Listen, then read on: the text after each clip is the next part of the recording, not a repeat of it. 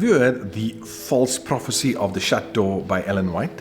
Now, I've seen some folks quote this in the comment section. So let's just read this quote together. She says, "For a time after the disappointment of 1844, I did hold in common with the Advent body that the door of mercy was then forever closed."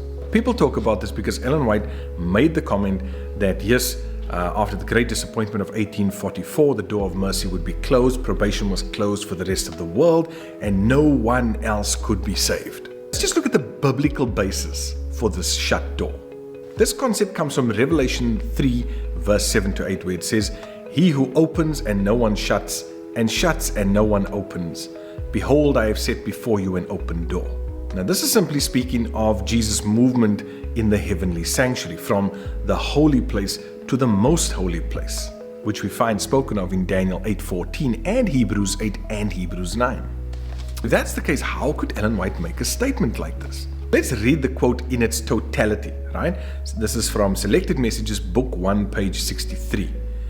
"For a time after the disappointment in 1844, I did hold in common with the Advent body that the door of mercy was then closed forever."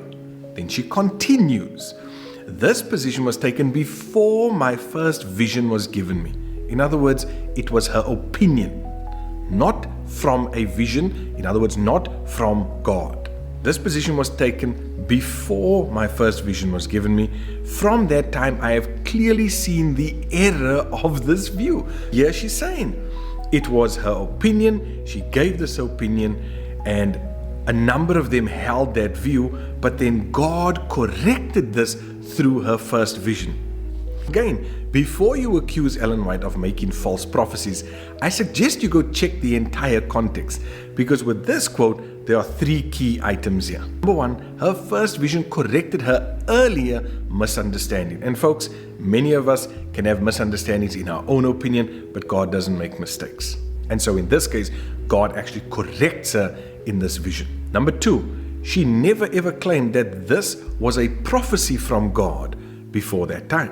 And number three, what did she do? After that correction, she never again taught that the door of mercy was shut forever. Folks, Ellen White was not a false prophet.